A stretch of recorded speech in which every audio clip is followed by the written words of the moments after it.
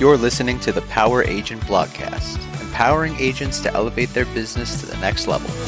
Challenges are just a guide, leading you, don't run and hide. You've got the heart, you've got the drive, feel it pound, you're alive. Power Agent. Welcome to the Power Agent Blogcast, everyone. You know, we talk a lot about success on this show, but we don't always dig into the real core of what drives success, both personally and when you're leading others. And it really is a different game, isn't it, when you start thinking about not just your own achievements, but the achievements of a whole group. It is. So today, we are tackling leadership. Straight up, no chaser. We are going to look at how to actually develop real leadership qualities. And to guide this whole conversation, we're going to borrow a little wisdom from the one and only Jack Welch. Always a good place to start, right? Right. He said, and I quote, "Before you are a leader, success is all about growing yourself.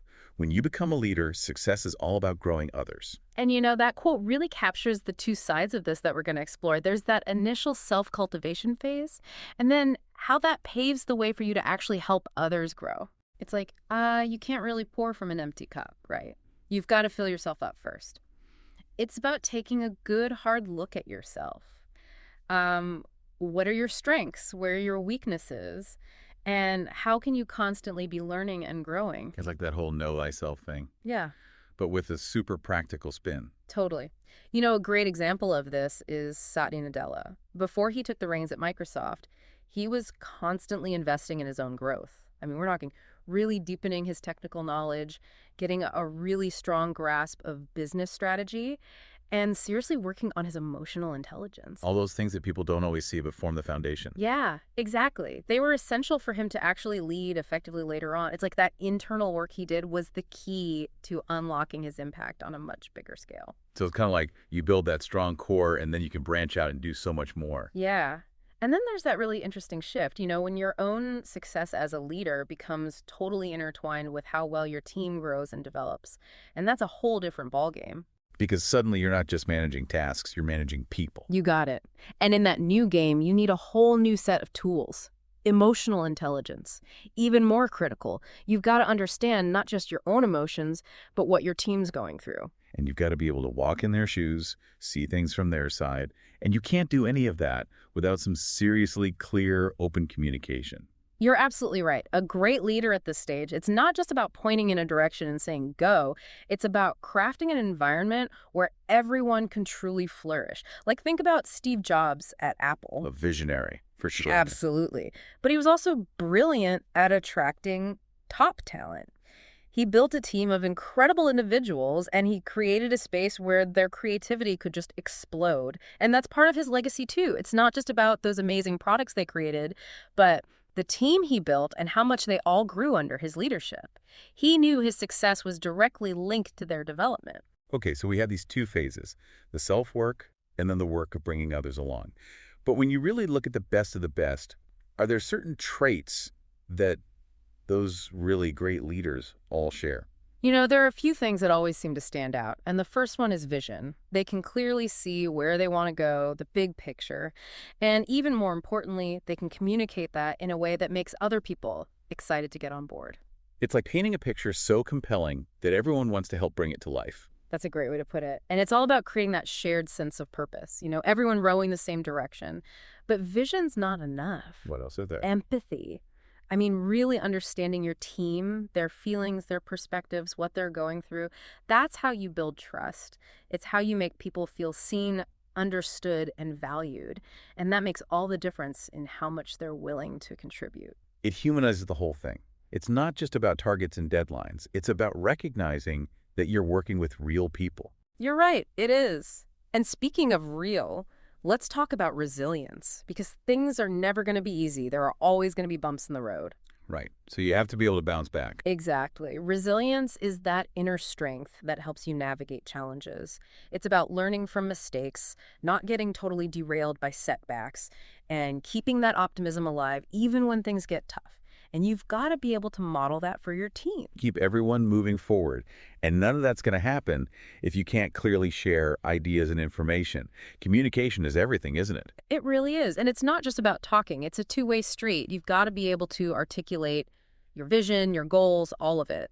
But you also have to really listen. I mean, really hear what your team is saying. Understand their perspective. Yes, it's all about creating that shared understanding and that feeling of ownership. And then finally, there's decisiveness. Because as a leader, you're going to face tough choices. Mm-hmm. And you've got to be able to make those decisions in a way that inspires confidence. You're right. Uncertainty can really paralyze a team. Decisiveness keeps things moving. But it's not about being impulsive. It's about gathering all the information you need, thinking things through, and then acting with conviction. So we had these 5 hallmarks of great leadership. Mm-hmm.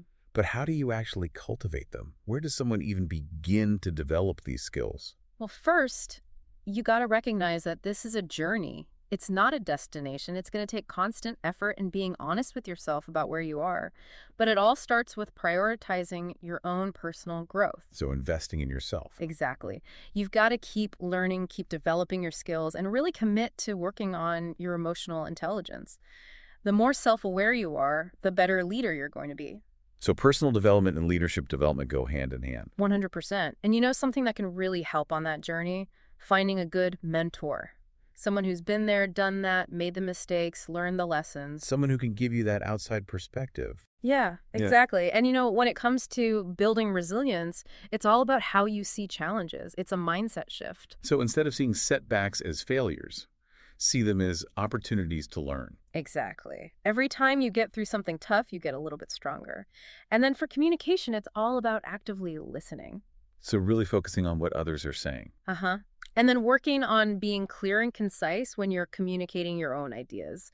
And be open to feedback on how you communicate. There's always room for improvement. All of this is great and so actionable.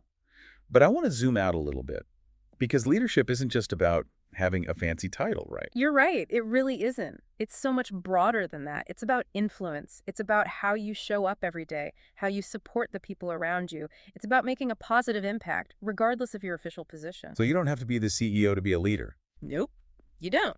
Think about it.